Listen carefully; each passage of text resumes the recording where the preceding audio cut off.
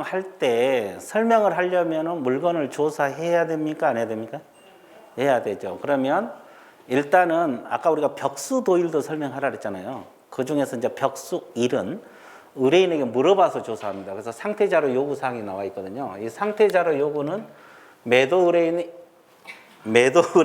임대 의뢰인에게 하는 거예요. 여기 자꾸 넘어가지?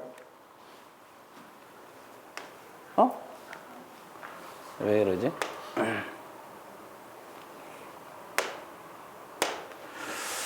자, 상태자료 요구는 매도 의뢰인, 임대 의뢰인에게 합니다. 그리고 요구해야 한다가 아니라 할 수 있다. 이거 알고 있어야 돼요.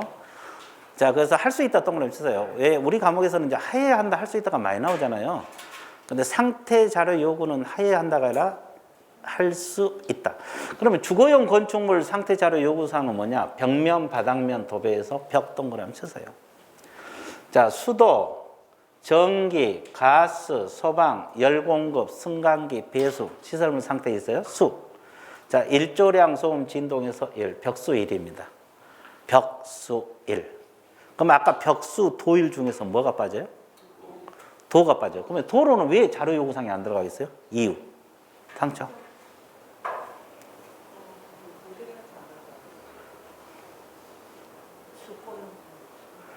왜 그러냐면 억지로 이걸 내가 왜 물어보냐면 억지로 외워도 되는데 억지로 외우면 금방 잊어먹거든요. 이해를 하라고.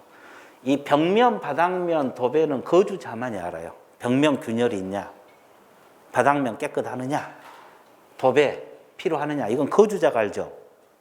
그리고 수도 파손됐냐, 전기 교체할 사항이냐, 도시가스냐, 소방시설 갖췄느냐, 이런 것도 거주자가 알아. 그리고 일조량 맞냐, 소음, 진동도 거주자만이 알아요. 그러니까 직접 의뢰인에게 물어봐서 조사를 하는 거예요. 조사해야 설명할 거 아니에요. 근데 도로 대중교통에서 대가 있잖아요. 이 도로는 의뢰인에게 안 물어봐고 개공이 직접 조사하면 돼요. 개공이 무슨 조사? 그러니까 물건 옆에 도로, 이면 도로, 노폭, 통행인구, 통과차량, 버스, 지하철 연계됐냐? 이것은 의뢰인에게 안 물어보고 개공이 직접 조사해도 돼요. 그래서 자료 요구사항은 벽수 도일 중에서 뭐만? 벽수 1만 그래. 이건 직접 조사하는 거예요. 그러니까 자료 요구사항이 안 들어가. 그러니까 이걸 그냥 외워도 되는데 생각하고 공부를 해야지 안 잊어먹으니까 이야기하는 거예요. 이것은 의뢰인에게 안 물어봐도 그냥 개공이 직접 조사하면 되거든요. 근데 이것은 거주자만이 알려. 뭐 일조량 같은 경우 집에 안 들어가면 어떻게 알겠어요? 그죠? 그러니까 이것은 자료 요구 사항이고, 그리고 비주거용은 도배, 우리도 뭐 도배했나 이거? 보통 도배 안 하고 여기는 페인트 한 경우 많잖아요. 그래서 비주거용은 도배가 없어요. 그래서 도배가 없는 벽수입니다. 일조량도 없어요. 일조량. 도배가 없는 벽수. 이것이 이제 상태 자료 요구 사항이다. 이해됐어요? 예, 자, 이걸 알고 있으면 좋겠고요. 자, 세 번째. 자, 개공은 매도 의뢰인, 임대인 등의 상태에 관한 자료 불응한 경우 그 사실 동그라미. 이게 불응 사실을 말하는데. 매수 의뢰인 임차인에게 설명하고 동그라미. 확인 설명서에 기재를 해야 된다. 자, 그래서 불응했던 사실을 설명하고 불응했던 사실을 기재합니다. 그러니까 아까 벽수일 자료를 요구했잖아요. 의뢰인이 안 가르쳐줘. 그럼 그 사실을 매수인에게 설명해야 돼요. 그리고 확인 설명서 기재를 하면 돼요. 그래서 불응했던 사실 설명하고 불응했던 사실 기재합니다. 그리고 이제 소유자 확인 나왔는데 이것은 이제 이런 내용이 있다는 정도만 알아두세요. 개공은 중개 업무 수행을 위하여 필요한 경우에 의뢰인에게 주민등록증 등 신분을 확인할 수 있는 증표를 제시할 것을 요구할 수 있다. 그러니까 이게 뭐냐면 필요하면은 신분증 제시를 요구할 수 있다 이 말이에요. 개공에게 이런 권한이 있어요. 우리 법에서 규정이 되어 있어요. 우리 중개사법에서 필요하면 신분증 제시를 의뢰인에게 요구할 수 있구나. 이런 권한, 이런 내용이 있다는 걸 알고 있어야 돼. 왜냐하면 계약서 쓸 때도 신분증 필요하거든요. 그 주소 보고 써야 되니까. 그러죠? 잘못되면 안 되니까. 의뢰인 불러줘도 써도 되는데 잘못되면 책임져야 되잖아요. 그러니까 필요하면 신분증 제시를 요구할 수 있다 이 말이에요. 됐어요? 이런 것이 우리 법에도 들어있다는 정도만 알고 있으면 돼요. 이해됐죠? 예, 자, 그 다음에 넘어갑니다. 자, 그러면 확인 설명은 중개가 완성되기 전에, 즉 계약이 체결되기 전에 했죠? 그러면 이제 중개가 완성되면 이제 계약서 쓸 거 아니에요. 그때 확인 설명서도 같이 써야 돼요. 확인 설명서 작성 교부 의무가 나와 있죠. 이건 중개 완성 시 합니다. 그럼 아까 확인 설명은 완성 시 밑줄 그었어요. 그 가로 안에. 아까 확인 설명은 중개 완성 시 한다 그랬어요. 완성되기 전에 한다 그랬어요. 중개가 완성되기 전에 한다 그랬잖아요. 중개가 완성되기 전에 하는데 확인 설명서는 중개가 완성된 때 하는 겁니다. 중개 완성이 계약 체결할 때. 그러니까 확인 설명서는 계약서 쓸 때 같이 쓰는 거예요. 그럼 상식적으로 생각해 보세요. 확인 설명서란 건 자기가 설명했던 걸 서면한 거잖아요. 그럼 설명하고 바로 써야 정상 아니에요? 그러잖아요. 설명하고 바로 확인 설명서 써야 정상인데 왜 계약서 쓸 때 같이 쓸까? 그 이유. 앞에 앉았으니까 고생해요. 그죠? 왜 확인 설명서를 계약서 쓸 때 같이 쓰냐고. 그 설명하고 바로 써야 정상인데. 그렇잖아요. 네. 감이 안 와? 하여튼 그래서 자꾸 생각을 해야 돼요. 공부할 때 생각을 해야지 그 기억이 오래 남고 나중에 응용력이 생겨요. 이거 문제가 응용에서 많이 나오잖아요. 그냥 외우면 응용력이 없어. 그러니까 공부를 많이 했는데 그 지문이 그대로 뜨면 이제 답을 맞춰내는데 출제자들이 응용해서 막 내버리잖아요. 그러면 이제 머리가 안 돌아가니까 문제를 못 푸는 거예요. 응용해서 문제가 나오면. 그러니까 자꾸 공부할 때 다른 것도 마찬가지 생각을 하면서 왜 그런가를 자꾸 생각하면서 공부를 하세요. 그래 응용력이 생기거든요. 왜 그러겠어요? 설명했다 해서 바로 계약이 이루어져? 계약 안 되는 게 훨씬 더 많아요. 그러면 계약이 안 되면 확인 설명 다 바로 썼으면 다 찢어 버려야 되잖아요. 그죠? 그리고 중간에 또 계약이 바뀔 수도 있잖아요. 그래 안 그래? 설명하고 바로 계약한다 해놓고 또 계약 내용이 바뀔 수도 있잖아요. 그러니까 이것이 확인 설명서 작성은 계약서 쓸 때 그래서 같이 쓰는 거예요. 설명은 미리 하는 거고 설명서는 계약서 쓸 때 완성시 같이 쓰는 겁니다. 그래서 이것도 중요해요. 완성시에서 작성한다는 거. 그러면 작성 의무자는 개공이고 서공은 작성해야 한다 그랬어요? 할 수 있다. 할 수 있다. 아까 설명도 할 수 있다. 설명서도 할 수 있다. 자, 할 수 있다 동그라미 썼어요. 그 다음에 확인 설명서는 몇 부 작성한다 그랬어요? 3부입니다. 왜 3부가 되겠어요? 매도인 하나 줘야 되고 매수인 하나 줘야 되고 개공이 하나 보관을 해야 되거든요. 3부 작성해서 쌍방교부입니다. 쌍방. 이게 지금 노란 분필 해놓은 거 동그라미 쳤어요. 원본, 4번 전자문서를 몇 년간 보관한다 그랬어요? 3년간 보관하게 됐어요. 그러니까 3부 작성해서 양쪽에 한 부씩 주고 한 부는 3년간 보관을 하도록 되어 있어요. 다만 확인 설명사항이 전자문서 및 전자거래기본법에서 공인전자문서센터에 보관된 경우는 그러하지 아니한다. 공인전자문서센터에 보관되면 본인들이 직접 보관할 필요가 없다. 이런 내용입니다. 여기까지 이해되셨어요? 그 말이다. 그래서 이제 확인 설명서.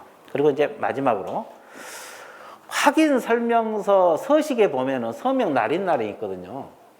서명 날인날. 그러면 개공이 서명 날인 해야 되는데 이제 개공하고 중개 행위를 한 서공이 있으면 같이 해야 돼요. 그러니까 이 확인 설명서를 쓸 때 개공만 서명 날인 한 게 아니라 서공이 같이 일을 했으면 같이 서명 날인 하라고. 근데 모든 서공이 아니라 당해 중개 행위를 한 서공입니다. 그리고 서명 또는이 아니라 밑입니다. 밑 동그라미 한다입니다. 밑하고 한다 동그라미 쳐서요. 이게 중요해요. 자, 우리 과목에서 서명 및 날인도 있고 서명 또는 날인도 있고 그래요. 확인 설명서는 서명 및 날이네요. 밑이란 말은 서명도 하고 뭣도 하라. 같이 하라. 근데 우리 과목에서는 서명 및 날인도 있고 서명 또는 날인도 있어. 그럼 우리가 이 앞전에 일반 중개계약서, 전속 중개계약서 공부 약간 했거든요. 그것은 서명 또는 날이네요. 근데 확인 설명서는 서명 및 날이네요. 그리고 할 수 있다가 아니라 아까 우리가 서공, 이게 서공을 말하는 거예요. 아까 우리가 서공이 설명을 할 수 있다. 확인 설명서도 작성할 수 있다고 배웠죠. 서공이. 그런데 이 서명 날이는 서공도 할 수 있다가 아니라 한답니다. 한다. 이것 또 할 수 있다라면 또 좋다고 막 찍고 나오거든요. 좋다고 찍고 나오면 틀려버려요. 뭐야 이거? 이건 나는 못하는데.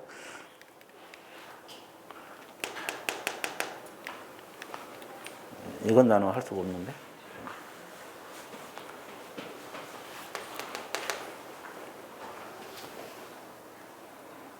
뭐가 이제 얘가 끊어. 끊어야 돼. NG.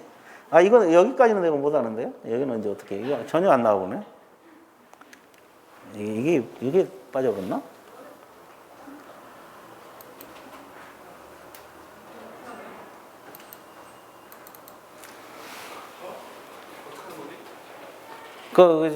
아까 누구야? 화장실 갔어?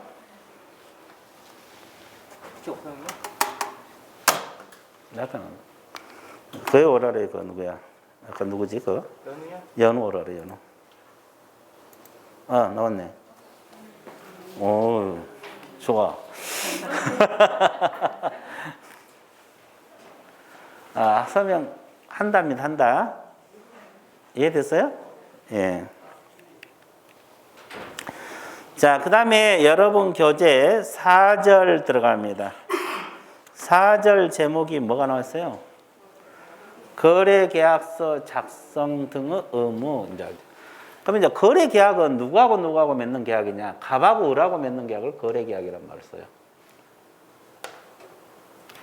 자, 갑하고 을하고 맺는 계약을 무슨 계약이라 그래요? 거래계약이란 말을 써요.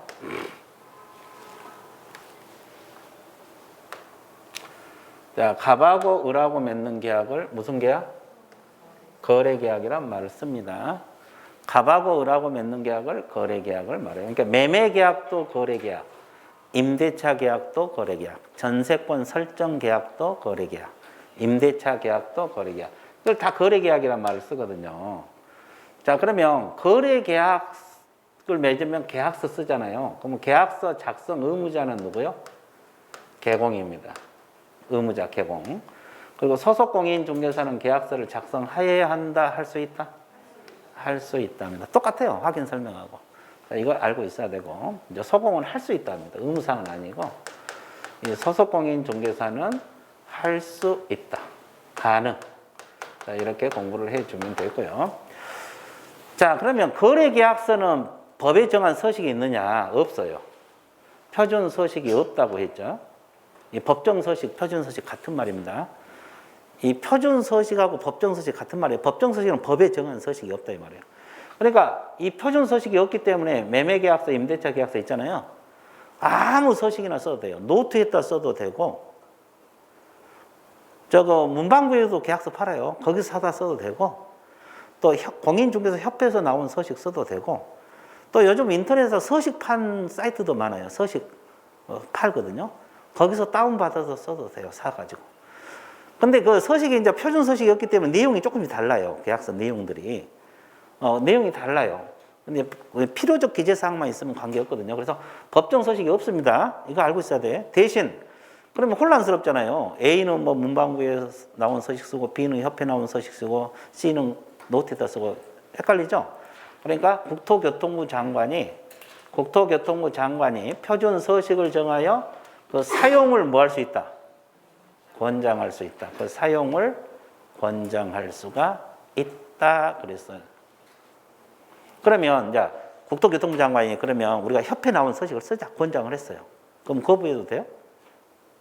거부해도 되냐고? 안 돼? 돼. 권장사항이니까.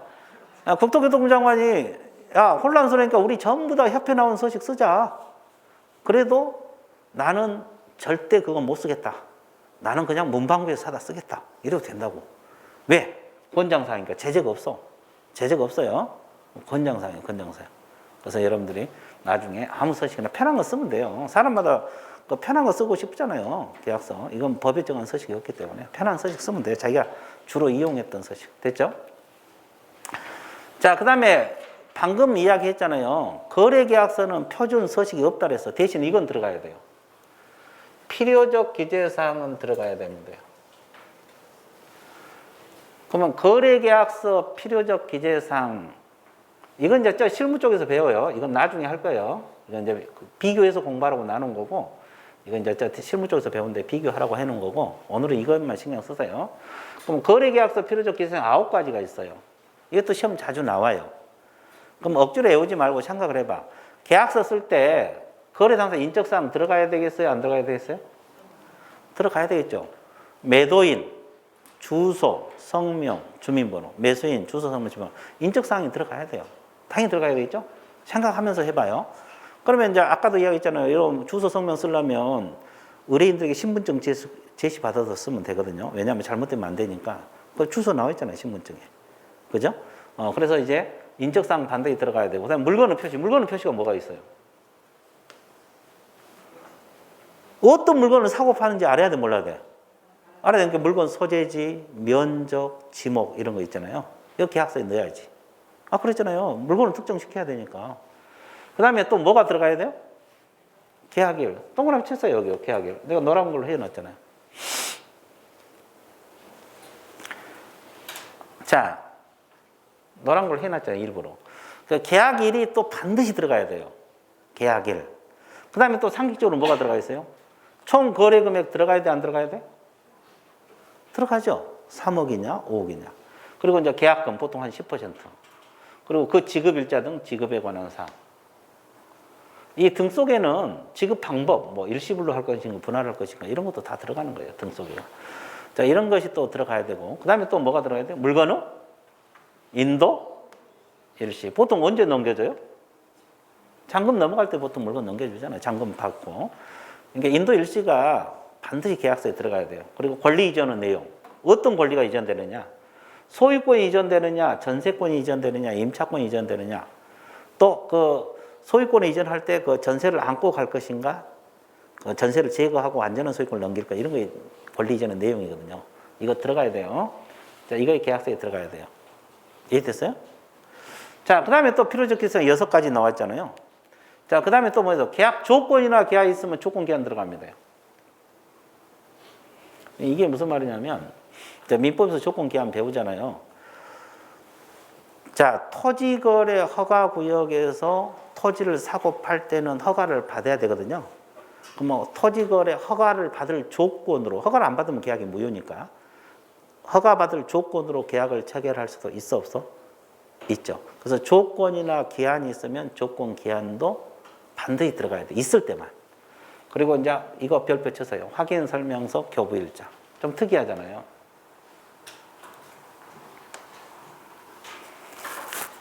확인 설명 일자가 아니에요. 저기다가 확인 설명 일자 X라고 적으세요.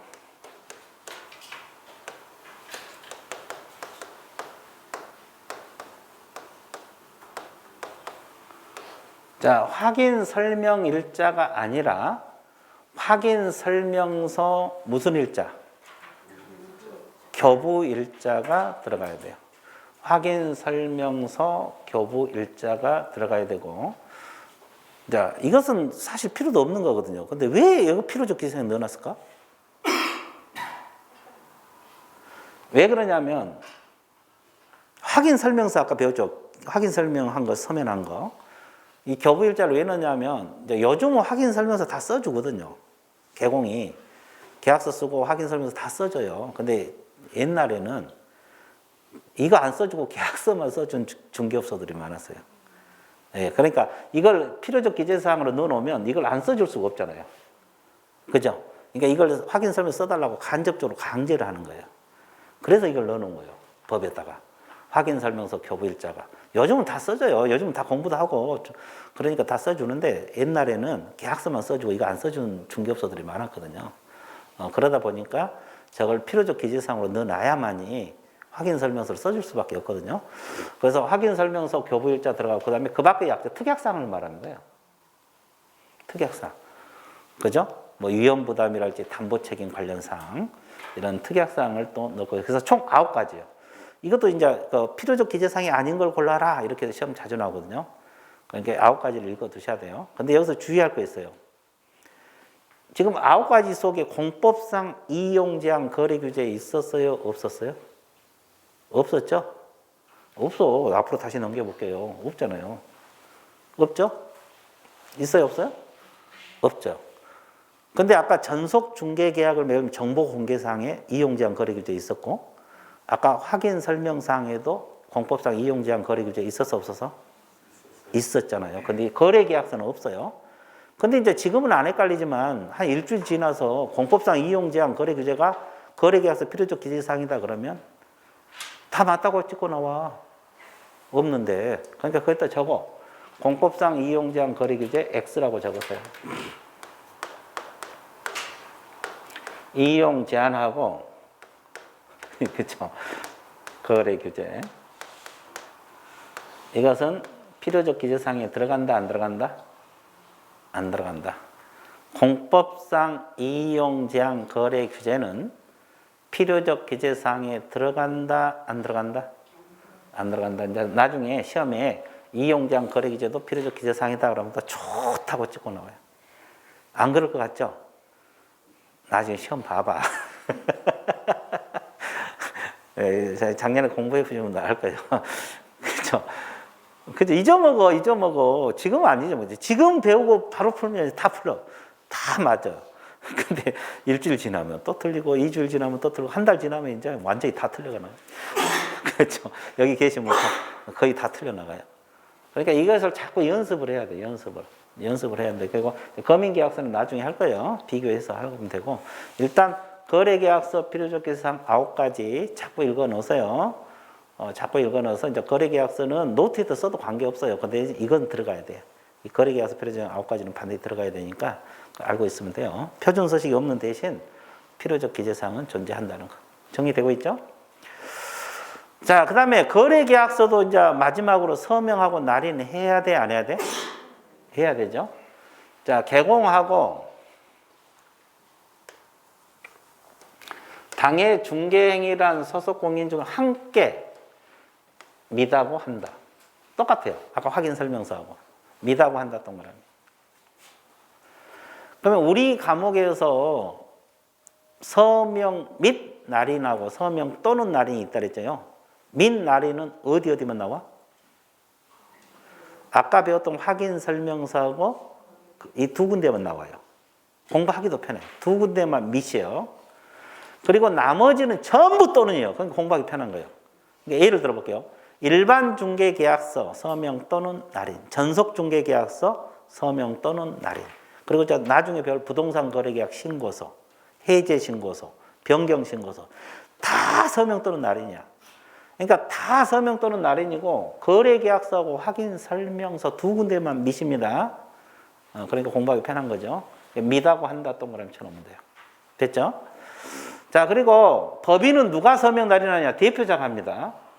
법인은 임원들 많잖아요. 임원들 많은데 임원 다 서명 날인한 게 아니고 대표자하고 소공, 분사함수는 누구? 책임자하고 소공, 그렇게 서명 날인하는 거예요. 한 사람씩 하는 거죠. 법인은 대표자하고 소공이 있으면 같이 하는 거고, 분사함수는 책임자하고 소공이 있으면 같이 하는 겁니다. 됐죠? 예, 그래서 이제 서명 및 날인, 그죠? 자, 그 다음에 거래계약서 교부 보관은 뭡니까? 개공은 거래계약서를 작성할 때 이를 거래 당사자 동그라미. 거래 당사자 동그라미 쳐서요. 그럼 거래 당사자라는 것이 무슨 말이에요, 여기서? 쌍방이라는 뜻이에요. 쌍방이라고 적으세요. 자, 우리 중개사법에서는 쌍방이라는 표현을 쓰지 않아요. 법에서는 거래 당사자란 말을 써요. 그러면 그 거래계약서, 매매계약서도 그런 게 최소 몇 부 이상 작성한다는 거예요? 3부 이상 작성해서 매도인 하나 주고 매수인, 이게 거래 당사자. 그리고 원본이든 사본이든 전자문서를 몇 년간 보관한다? 5년. 그리고 공인 전자문서 센터에 보관된 경우는 그러하지 자동 보관되기 때문에 따로 개인대로 보관 안 해도 돼요. 그러면 다시 정리할게요. 자, 보관 다 정리할게요. 배운 거 복습입니다.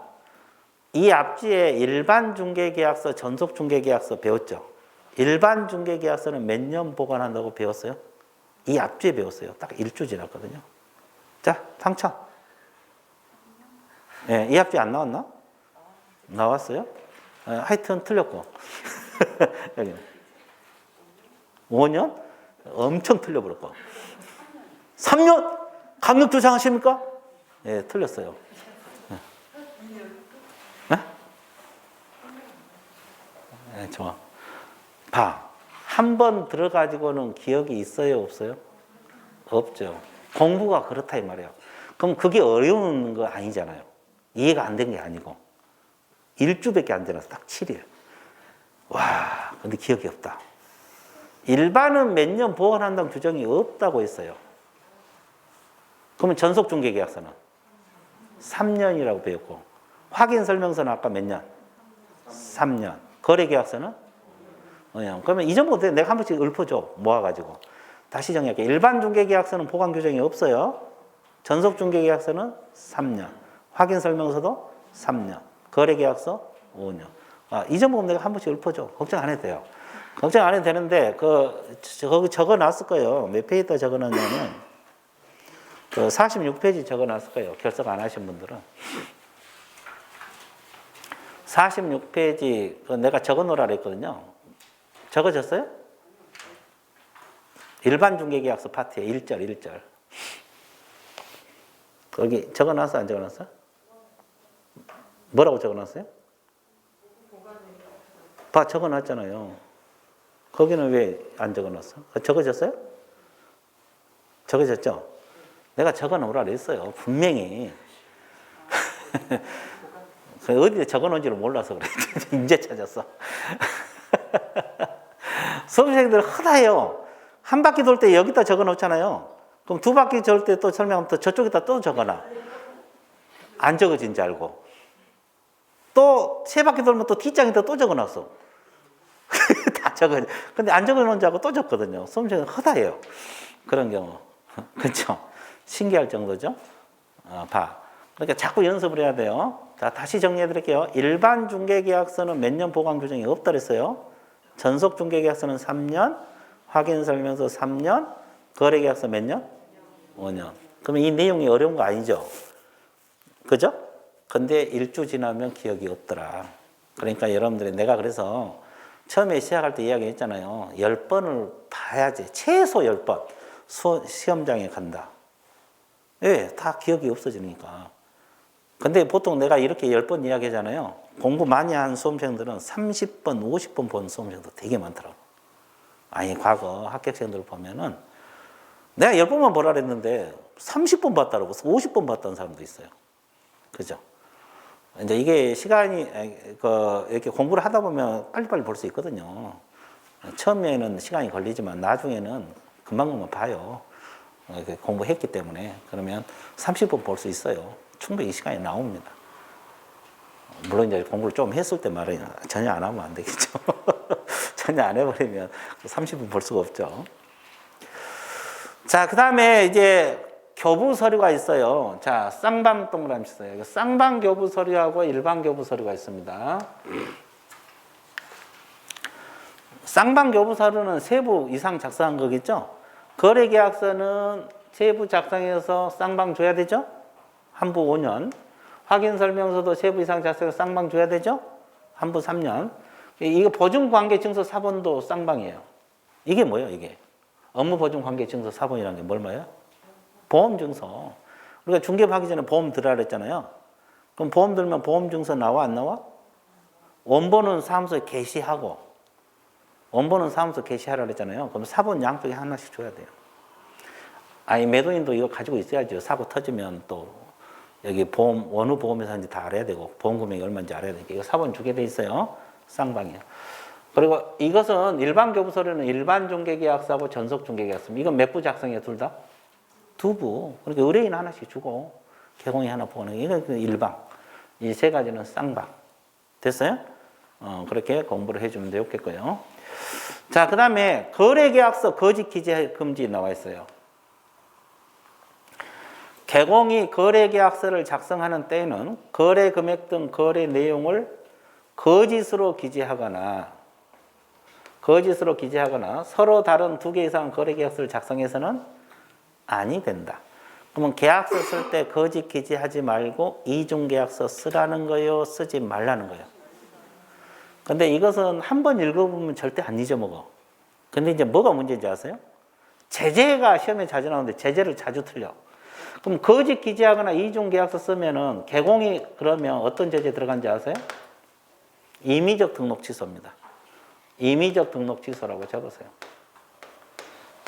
임의적이란 말은 취소할 수도 있고 안 할 수도 있다. 그러면 소공이 위반하면 자격 정지. 자격 정지, 일정 기간 중개 못한다. 근데 더 중요한 것은 징역 벌금이 없다는 거야. 징역 벌금 X. 근데 그 출제자는 이렇게 내거든요. 이중 계약서를 쓰거나 거짓 기재하면 1년 이하 징역 1천만 원 이하 벌금에 처한다 그러면 수험생들이 100% 속아 넘어가. 맞다. 그래. 징역 벌금이지. 이중 계약서 썼는데. 근데 징역 벌금 없어요. 근데 수험생들은, 아니, 출제자들은 그걸 자주 내요. 1년하고 1천. 뭐 3년하고 3천은 또 절대 안 내. 1년하고 1천 냈거든요. 그건 틀려요. 등록 취소, 임의적. 소공은 무슨 정지? 자격 정지 사유만 돼요. 이게 계약서는 업계약서, 다운계약서 쓰지 말고 거래 금액 거짓 기재하지 말라 이 말이에요. 이 내용이야 뭐 당연히 한 번만 읽으면 안 잊어먹겠죠. 제재가 시험에 자주 나와요. 근데 제재에서 자주 틀려 나가거든요. 이렇게 해놔도 한 달 지나면 다 잊어먹어요. 진짜요. 한 달이 아니라 일주일 지나도 잊어먹겠죠. 아까 보관도 일주일 지나서 잊어먹었는데. 그랬잖아요. 그렇죠. 원래 사람 머리가 그래요. 그래서 한 번 봐고는 기억이 절대 안 돼요. 아무리 쉬워도. 2번 보고, 3번 보고, 4번 보고, 듣고 보고 계속 또 뭐 쓰기도 하고 막 그래야지. 공부할 때면 쓰면서 공부하시는 분들 많잖아요. 그죠? 그래서 일단은 이거 알고 있어야 되고.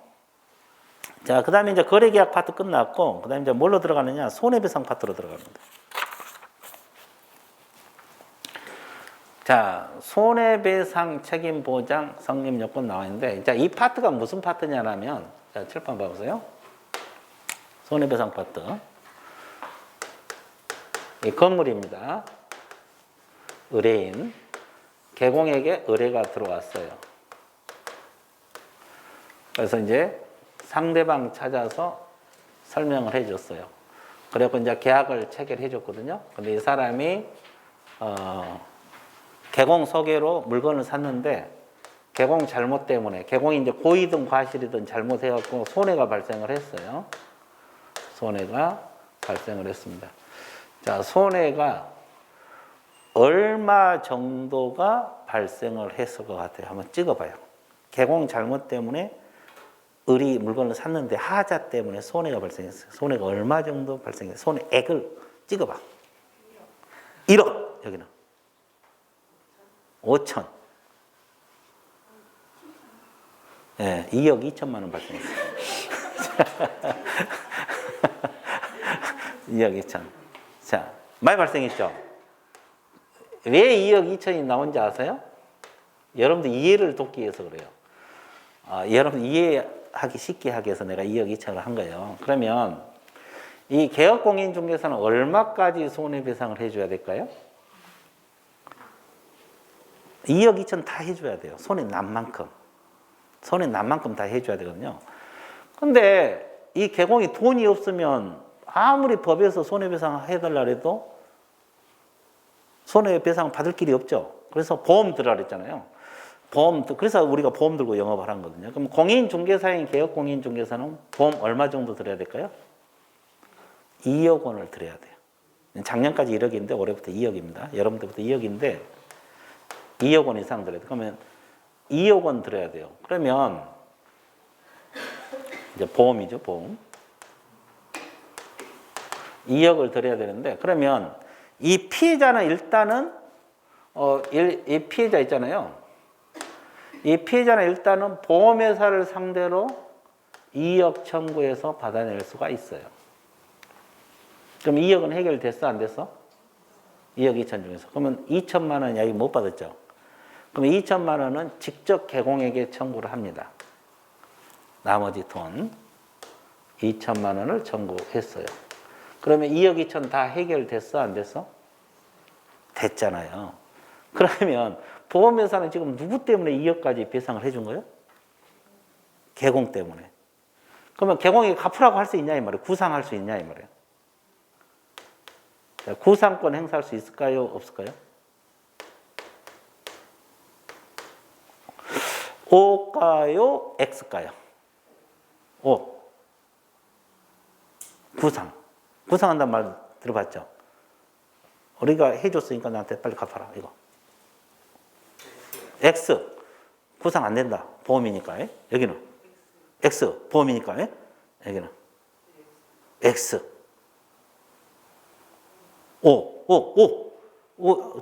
응원부대 나왔었죠. 이겁니다, 이거. 이거라고. 야, 저기는 말로 하는 거야, 이거. 아주 좋았어요. 아주 좋았어요. 자, 5입니다, 5.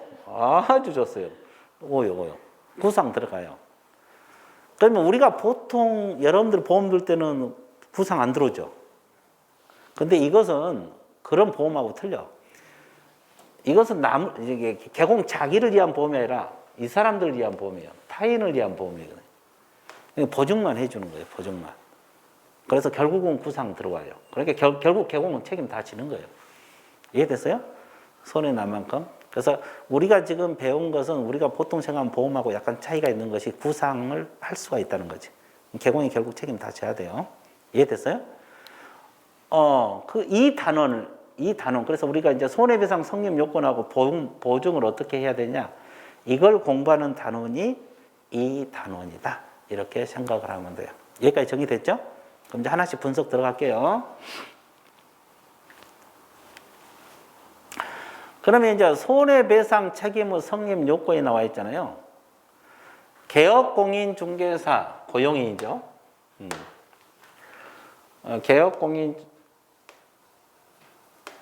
개업공인중개사 또는 고용인의 중개 행위를 함에 있어서 고의 과실. 이게 중요합니다. 중개 행위 동그라미 쳐보세요. 책에. 그러면 중개 행위를 함에 있어서 고의 과실이 있어야 된다. 그러면 중개 행위가 뭐예요? 중개하는 거. 그러면 중개 행위와 관련 없이 손해가 발생했다. 이것은 다른 법상 손해배상 문제, 민법이랄지 도로교통법이랄지 다른 법상 손해배상 문제고, 우리 과목에서 말한 손해배상은 무엇과 관련된 손해배상? 중개 행위. 중개 행위와 관련된 고의 과실이 있어야 된다. 그러면 이것은 과실 책임이라고 봐야 돼요? 무과실 책임이라고 봐야 돼요? 과실 책임. 거기 고의 과실 밑에다가 과실 책임이라고 적었어요.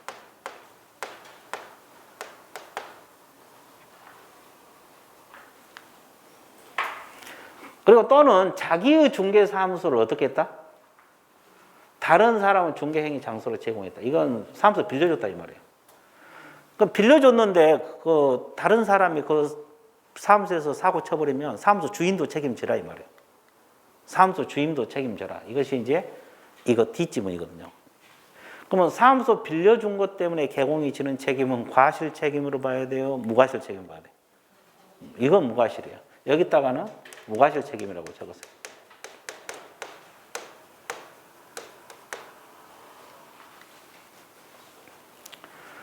자, 손해 끼친 거에 대해서는 고의나 과실이든 과실 책임.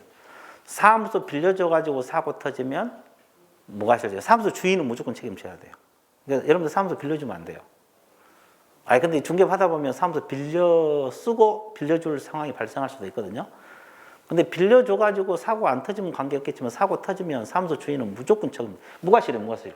감독 잘했건 잘못했건 하여튼 사고 터지면 사무소 주인은 빠져나갈 길이 없어요. 그죠? 그 사람이 1억 손해 끼쳐봐봐. 사무소 주인도 책임져야 된다니까. 그렇죠?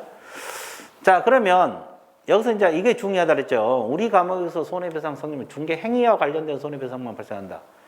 그러면 이게 판례거든요. 중개 행위에 해당 제물은 개공 주관적 의사에 결정할 거 아니라 객관적으로 결정한다. 이 객관적 동그라미. 자, 그래서 이제 이거 판례인데 이건 기준 판례거든요. 중개 행위냐 아니냐 기준 판례인데 이 중개 행위가 있었느냐 없었느냐 따질 때 개공 주관으로 판단한 거 아니라 뭘로 판단한다? 객관적으로 판단. 이게 판례입니다. 자, 두 번째 판례가 뭐냐? 개업공인 중개사가 부동산 소유자가 매매 대금을 전달할 명목으로 금전을 뭐 했다? 편취했다. 이것도 중개 행위를 함에 있어서 손해 발생한 경우에 해당이 된다. 이것도 중개 행위로 본다는 거죠. 그럼 여러분들 보세요. 중개가 뭐예요? 중개 행위가 둘 간의 행위를 뭐 해주는 거? 알선해 준 게 중개잖아요. 알선. 이게 중개인데 이 사람이 개공이 이 매매 대금을 갖다가 갖고 날랐어. 이게 중개 행위가 아니죠. 아, 그러잖아요. 근데 우리 판례에서는 이 손해배상과 관련해서는 이런 것도 중개 행위로 봐버려요. 이 사람들 보호하기 위해서 그래요. 그러니까 우리가 첫째 시간에 배운 중개 행위 개념보다는 범위에 넓게 해석합니다. 넓게. 이거는 중개 행위가 아니잖아요. 어떻게 횡령이랄지 편취가 중개냐고 아니잖아요. 근데 손해배상과 관련해서는 이것도 중개 행위로 봐버려요. 그래야지 배상을 해주잖아요. 보험회사도 해주고. 의뢰인들을 보호하기 위해서 그러니까 판례에서 뭐라 하냐면 이 금전을 편취한 것도 중개 행위로 본다는 거죠. 그러니까 이런 것은 우리가 첫째 시간에 배운 중개 개념하고 거리가 멀잖아요. 그러니까 이것은 별도로 공부하셔야 돼요. 이것은 손해배상과 관련해서는 저런 것까지도 중개 행위로 봐서 손해배상 책임을 지운다. 이렇게 공부하셔야 돼요. 됐어요? 판례니까요. 그리고 여러분들 보통 중개하면 중개보수 받아요? 안 받아요? 받죠? 근데 친척이나 아는 사람을 무료 중개해서 보수 안 받고 그것도 중개행위로 본다 안 본다? 본다. 자, 무상중개행위에 대해서도 손해배상 책임이 인정된다. 그러면 여기서 그 내용까지 알고 있으면 돼요. 무상중개행위도 중개행위로 봐버린다는 거예요. 보수 안 받고, 그러니까 이게 무슨 말이냐면 이 보수 안 받고 중개해갖고 이 사람 손해 발생할 수도 있어 없어? 손해배상 해줘야 돼요. 손해배상. 그러니까 여러분들 보수 안 받고 하더라도 대충 하면 안 돼. 배운 대로 다 해야 돼요. 확인 설명 제대로 하고 확인 설명서 쓰고 계약서 제대로 쓰고 괜히 중개 보수 안 받았다고 해서 대충 중개했다가 사고 터지면 손해배상 다 져야 됩니다. 이것도 중개행위로 본다는 거죠. 됐죠? 그래서 중개행위를 함에 있어서 고의 과실, 자기 사무소를 다른 사람 중개행위 장소로 제공. 이게 첫 번째고 두 번째가 거래 당사자에게 재산상 손해가 발생해야 돼요. 무슨 손해가 발생해야 된다? 그러면 여러분들 아까 2억 2천이 발생했잖아요. 아까 우리가 칠판에서. 2억 2천이 발생했는데 그러면 여러분이 잠이 오겠냐고. 여러분들 매수인이라고 생각해봐. 물건을 샀는데 하자 때문에 2억 2천이 발생했다. 잠이 오겠어요? 안 오겠죠. 그러면 한 달간 그 고민 때문에 잠을 못 잤어. 그러면 정신적 손해도 있을 거 아니에요. 그러면 2억 2천에다가 정신적 이자료 3천, 2억 5천 달라 이렇게 주장할 수도 있죠. 근데 우리 중개사법에서는 정신적 손해까지는 안 해줘요. 물론 민법에 의해서 별도로 소송 걸어서 받아낼 수는 있습니다. 받아낼 수는 있는데 우리 중개사법에서는 정신적 손해는 안 해줘요. 그러니까 보험회사도 정신적 손해까지는 안 해줘. 이해됐어요? 그리고 손해 그러면 입증 책임은 누가 져야 돼요? 피해자가 지는 겁니다. 개공이 지는 게 아니라 누가 져요? 피해자. 그럼 아까 우리 갑을 A 중에서 을이 2억 2천 발생했잖아요. 그럼 을이 다 입증을 해야 돼. 을이 2억 2천 발생했다. 누구 때문에 발생했다. 또는 인과관계까지 피해자가 다 입증을 해야 돼요. 입증 책임을 지는 쪽이 불리하거든요. 왜냐하면 그 입증 못하면 안 되니까. 그러죠? 그래서 피해자가 입증을 해야 되고 그리고 이제 세 번째 손해배상 요건이 뭐냐? 개업공인중개사 고의 과실하고 손해 발생 사이에 뭐가 있어야 돼요? 인과관계가 있어야 돼요. 그러니까 개공 때문에 손해가 발생하든 개공 고의 과실 때문에 발생하든 또 사무소 제공 때문에 손해가 발생해야 돼요. 그러니까 다른 원인 때문에 손해가 발생하면 인과관계가 없어요. 이해됐어요? 그리고 손해배상 청구는 소멸시효가 있거든요. 손해 및 가해자를 안 날로부터 3년, 불법 행위가 있는 날부터 10년. 이건 민법 규정이에요. 우리 법에 있는 게 아니고 우리 중개사법에 규정이 없으면 민법이 보충적으로 적용되거든요. 그래도 한번 읽어 놓으세요. 자, 그래서 손해배상 책임의 성립 요건 다시 정리할게요. 개업공인중개사의 고의 과실, 또 사무소 제공, 거래 당사자의 재산상 손해 발생, 그리고 1번하고 2번 사이에 인과관계가 있으면 돼요. 크게 압축해서 세 가지로 요약을 합니다. 이해됐죠? 자, 그러면 손해배상이 성립한다. 자, 손해배상 끝났고, 그 다음에 이제 두 번째 공부할 것이 보험 들은 거거든요. 자, 그러면 이 보험은 언제까지 들어가 그랬어요? 업무 개시 전까지 들어야 돼요. 그리고 분사무소는 설치 신고 전입니다. 예, 우리가 이제 개공은 왜 업무 시작하기 전까지 보험 들어야 되겠어요? 업무 시작하면 중개행위가 이루어지죠. 거기서 사고 날 수 있잖아요. 그러니까 최소한 업무 개시 전까지 보험 들어야 되고, 근데 분사무소는 법인은 분사무소 낼 수 있잖아요. 분사무소 설치 신고하러 갈 때 보증 설정 증명서를 제출해야 돼. 그러니까 이 전까지 신고 전까지 들어야 돼. 그죠? 그리고 보증 방법은 세 가지. 보증보험에 가입하는 방법, 공제에 가입하는 방법, 공탁하는 방법. 이건 서울 보증보험회사가 있어요. 서울 보증보험회사. 그래서 보험료 내고 보험 드는 거. 이거는 협회. 공인중개사 협회에서 운영해요. 공제조합. 그리고 이건 법원에서 운영하는데 돈을 맡기는 겁니다. 그러니까 이것은 2억 보험 들어가면 2억 있어야 돼. 맡겨야 되니까. 근데 일단은 이 두 가지는 보험료만 있으면 돼요. 보험료만 있으면 중개업을 시작할 수 있어요. 근데 이것은 돈을 맡겨야 되니까 2억 보험 들어가면 2억 있어야 되고 4억 보험 들어가면 4억 있어야 돼요. 셋 중 하나. 아무거나 가입하면 돼요. 나중에 중개업할 때 뭘 가입하고 싶어요? 셋 중에서. 보증보험? 여기는. 공탁?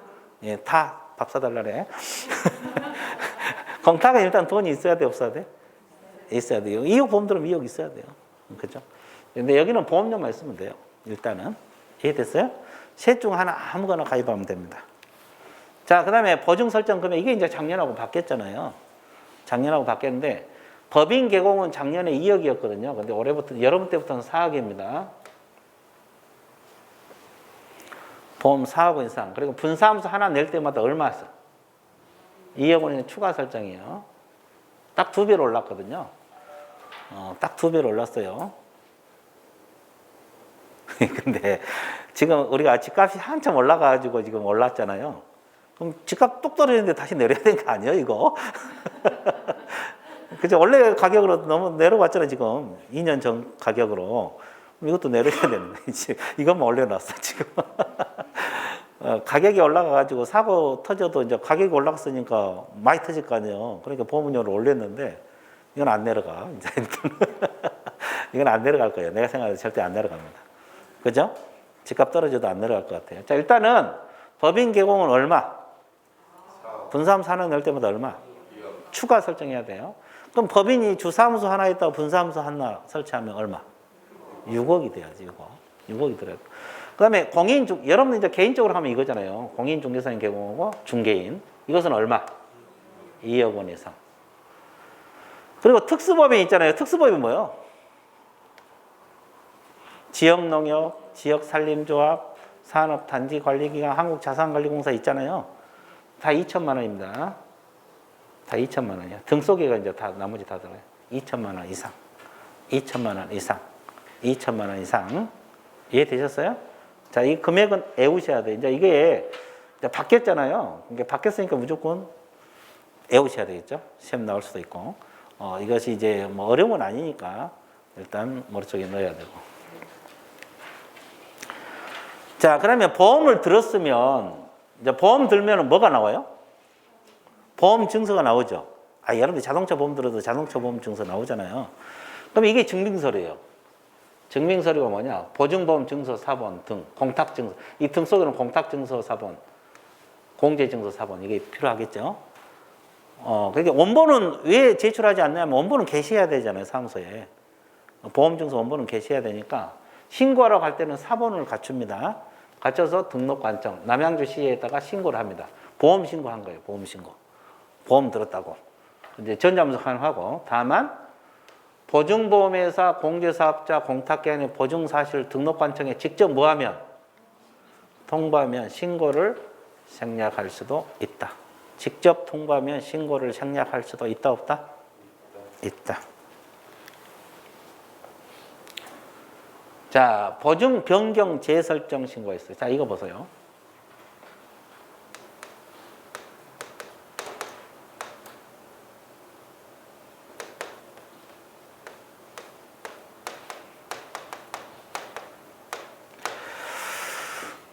보통 이제 보증보험이나 공제 1년 계약을 많이 하거든요. 뭐 2년, 3년 할 수도 있지만 보통 1년 계약을 많이 해요. 근데 이제 1년 보증보험 계약을 했다가 6개월 만에 공제로 바꾸고 싶어요. 1년 계약을 했는데 6개월 만에 공제조합으로 바꾸고 싶다. 그럴 수도 있죠. 그러면 바꿀 수 있어요. 그럼 어떻게 해야 되냐면 이미 설정한 보증 효력 있는 기간 중에 보증 변경 설정 신고를 해야 돼요. 그죠? 그러면 변경할 때도 마찬가지. 우리가 이제 여기에 변경하면 이제 공제증서 사본이 나오잖아요. 그래서 이제 공제사유로 가입하면 공제증서 사본 갖춰서 등록관청에 변경 신고하면 되거든요. 똑같아요. 절차는. 근데 이때도 이제 통보해주면 생략 가능하고 또 가능한데 이게 절차는 처음 보험 들 때하고 변경할 때 절차는 같아요. 그러니까 추가로 공부할 것은 뭐냐면 언제까지 변경 설정 신고해야 되냐. 보증 효력 있는 기간 중 이걸 머릿속에 넣어야 돼. 이 문구를. 근데 수험생들이 이걸 못 외워. 한 10번 봐야지 외워지더라고. 그렇죠? 이미 설정한 보증 효력 있는 기간 중에 변경 설정 신고하라. 이 문구를 외워야 되는데 잘 기억이 안 되나 봐요. 수험생들이. 이걸 머릿속에 넣어야 돼요. 그러면 이 말은 뭐냐면 보험이 끊기면 안 된다 이 말이에요. 그러면 보험이 끊기면 안 된다는 말은 먼저 이 보증보험을 해지하고 나서 공제를 가입하면 보험이 끊겨볼 수도 있죠? 그럼 뭐 먼저 어떻게 해야 되냐? 먼저 뭐 하고? 가입하고 나서 해지를 하라. 먼저 가입하고 나서 해지를 해야 돼요. 그러니까 해지하고 나서 가입하면 그 사이에 끊겨버릴 수 있잖아요. 그러니까 먼저 공제를 가입하고 해지를 하라 이 말이에요. 이것이 이미 설정한 보증의 효력 있는 기간 중이란 말을 써요. 이해됐어요? 그러면 변경신고. 그러면 예외적으로 보험회사에서 등록관청에 보험 들었다고 직접 통보한 경우는 뭐 할 수 있다? 신고를 생략할 수가 있다. 이해됐어요? 자, 이거 알고 있으면 좋아요. 자, 그래서 중간에 바뀌는 것은 효력 있는 기간 중. 이 지문을 반드시 기억하라. 이해됐어요? 자, 넘어갑니다. 자, 업무보증 재설정 신고가 있어요. 업무보증 무슨 신고? 재설정 신고. 보증보험 공제, 이건 공탁은 제외됩니다. 공탁은 제외돼요. 자, 재설정이 뭐냐면 기간 만료로 인한 재설정 거죠. 처음에 보증보험 1년 계약을 했어요. 1년 계약했는데 여기서 끝나가요? 안 끝나가요? 여러분 자동차 보험도 마찬가지. 끝나면 뭐 자동차 보험에서 한 달 전부터 막 다시 보험 들어가고 막 오잖아요. 같은 원리요. 여기도 끊기면 안 돼요. 여기도 끊기면 안 되니까 만료일까지 재설정해야 돼요. 만료일. 뭔지 알겠어요? 재설정 신고해서 등록관청 신고해야 돼요. 이때도 보험회사에서 직접 통보하면 신고를 생략할 수 있어요. 그래서 이제 이걸 공부를 해야 되는데, 근데 공탁은 계약기간 정해서 보험 든 게 아니라 돈을 맡겨놓은 것이기 때문에 공탁은 제외시키는 거예요. 보증보험하고 공제는 둘 다 보험료 내고 보험 드는 거기 때문에 여기에 들어가고. 그래서 두 가지를 알아야 되는데, 이 중간에 바뀐 것은 효력 있는 기간 중, 이걸 외우셔야 되고, 만료로 인한 재설정은 언제까지? 만료일, 이걸 외우셔야 되고, 재설정은 공탁은 받는다. 이것까지 알고 있으면 돼요. 이해됐어요? 자, 끝. 자, 그 다음에 공탁금 해소 제한이 나와 있죠. 개공이 폐업 또는 사망업도 몇 년간 공탁금 못 찾게 돼 있어요? 3년입니다. 3년. 공탁은 돈을 맡겨놓은 것이거든요. 그래서 3년 못 찾게. 그 다음에 이거 별표 쳤어요. 이거 자주 틀려요. 7번. 3개 쳐요. 3개. 딱 3개만 쳐요. 그렇죠? 자, 이게 왜 자주 틀리냐면, 이게 이제 키포인트예요. 이거 노란 글씨 있잖아요. 여기다가 이제 가로를 묶어 놓으세요. 여기 밑줄 그어 놓고, 또 이거 중요합니다. 자, 보세요. 이게 자주 틀려요. 왜 자주 틀냐면, 개공은 중개가 완성될 때 거래당사의 다음 사항을 설명하고, 관계증서 사본을 교부하거나 전자문서를 제공하라. 이 지문이 있어요? 없어요? 있죠. 그럼 뭘 설명해야 되냐? 금액, 4억이냐, 2억이냐, 보증보험회사, 공제사업자, 공탁기관 그 소재지, 몇 년 보험 들었냐, 이걸 설명하고 증서 주라 이 말이에요. 근데 이제 이게 두 줄밖에 안 되는데 왜 자주 틀리냐면, 아까 우리가 소재지 면적 확인 설명상 배웠죠? 거기는 설명은 완성된 때 한다 그랬어요? 완성되기 전에 한다 그랬어요? 근데 보험 설명은 완성된 때. 그래서 헷갈리고, 아까 소재지 면적 설명할 때는 치드 그레이 내용을 한다 그랬잖아요. 아, 그래서 안 그래서? 근데 여기는 치드 그레인에게 하는 거예요? 쌍방이 하는 거예요? 쌍방. 이거 쌍방이라고 하죠. 거래 당사자가 쌍방이라는 뜻이에요. 보험 설명은 양쪽 다 하는 거예요. 그래서 이게 자주 틀려요. 이게 그래서 시험에 자주 나오고 자주 틀린다고. 앞에서는 완성되기 전에 설명한다는데 이거는 보험은 완성된 때. 아까 소재지 면적 설명은 치드 그레인에게 한다는데 이건 쌍방이 한다는 거. 자, 이해됐죠? 자, 이렇게 강조를 하고 또 강조를 하고 또 강조를 하잖아요. 시험 나오면 맨날 틀려. 그렇죠? 잊어먹어서 그래. 잊어먹어서. 달리 틀린 게 아니라 잊어먹어서 그래. 강조를 해도 잊어먹은데 강조를 안 하면 얼마나 잊어먹겠어요. 그죠? 그래서 이제 시험 문제 나올 거 다 짚어주잖아요. 이렇게 짚어준 사람이 드물 거예요, 여러분들. 이해됐어요? 자, 넘어갑니다. 자, 업무보증금 지급 절차가 나와 있잖아요. 중개 의뢰인이 손해를 입증을 해서 보증기관에 직접 보험 신청 들어갑니다. 왜냐하면 아까 어느 보험회사인지 다 나와 있죠? 증서 4번에. 그러면 직접 지급 청구 들어갑니다. 그러면 손해배상 합의가 이루어지면 합의서, 재판이 이루어지면 판결문, 화해, 조정, 청구 인락조서 이거. 이 중 하나가 됩니다. 이걸 제출하면 보험회사에서 의뢰인에게 손해배상금을 지급해요. 그러면 보험회사는 전액을 지급하겠어요? 보증 설정 금액 한도 내에서만. 한도 내에서. 2억 보험 들었는데 2억 2천 해주지 않잖아요, 보험회사는. 그러니까 개업공인중개사가 주어로 뜨면 전액이란 말이 나와야 되고, 보증기관이면 보증 설정 한도 내에서 이런 지문이 들어가야 돼요. 이해됐어요? 자, 흔들면 안 되고.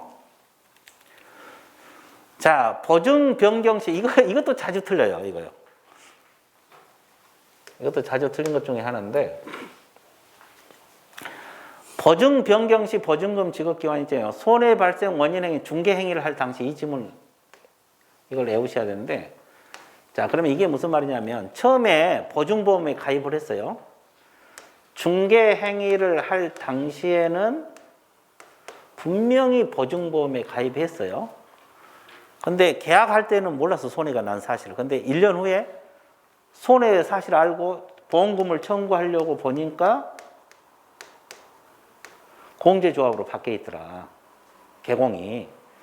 자기가 분명히 계약할 때는 보증보험에 가입이 돼 있었는데 손해 발생하고 나서 손해배상 청구하려고 하고 하니까 개공이 공제로 바뀌어 있더라. 그럼 어느 보험회사에다 청구하느냐? 이거죠. 보험이 바뀔 수가 있으니까 이런 문제가 발생해요. 어느 보험회사에서 청구하라고 그랬어요? 중개행위를? 그러면 여기서는 어디요? 보증보험회사에다 청구하라 이 말이에요. 왜 이런 문제가 발생하냐면 보험이 바뀔 수가 있잖아요. 그렇기 때문에 그래요. 중개행위를 할 당시의 보증기간. 이해됐어요? 자, 그리고 아까 우리가 배울 때 그 개공에게 청구할 소멸시효는 손해 및 가해자를 안 날로부터 3년이고 불법 행위가 있는 날로부터 10년이라 그랬죠. 이건 보험금이에요, 보험금. 아까 그것은 개공에게 직접 청구하는 거. 보험금 청구는 3년입니다. 보험금. 보험회사에다가 2억 보험 들었으면 2억 보험금 청구할 거 아니에요. 이거 손해배상은 3년이라고. 이것은 상법에서 나와요. 우리 중개사법에 있는 게 아니고 상법에서 나오는데 3년. 이해됐어요? 보험금 청구권은 소멸시효는 3년입니다. 그리고 이제 4번도 별표 쳐서 이것도 자주 틀리는 건데 보증금 지급 후 재가입 보증 나와있죠. 개공은 보증보험, 공제, 공탁금을 손해보다 며칠 이내? 보증보험하고 공제는 다시 가입입니다. 보증보험하고 공제는 다시 가입. 공탁은 보존입니다. 이 보존이란 말은 채워 넣는다 이 말이에요. 공탁금은 맡겨놓은 돈에서 돈이 나간 거잖아요. 그걸 채워 넣는다. 근데 이제 뭘 채워 넣느냐? 여기. 부족한 만큼 채워 넣습니다. 지급액을 보존한다 그러면 틀려버려요. 그 밑에다가 지급액 X라고 적어 놓으세요. 지급액을 보존한다 그러면 틀려버려요. 지급액을 보존한다 그래서요, 부족한 만큼 채워 넣는 겁니다. 이것도 시험 자주 나와요. 그래서 15일도 알아야 되고, 다시 가입도 알아야 되고, 부족한 만큼도 알아야 되고, 보존도 알아야 돼요. 자, 몇 단은 안 되지만 꼼꼼하게 공부를 해 주시면 좋다 이 말이에요. 이해되셨어요? 자, 그래서 보험 파트까지 끝났습니다. 보험 파트까지 여러분들 열심히 따라와서 보험 파트까지 끝났습니다. 자, 많은 내용을 했는데, 자, 오늘 수업은 여기까지입니다.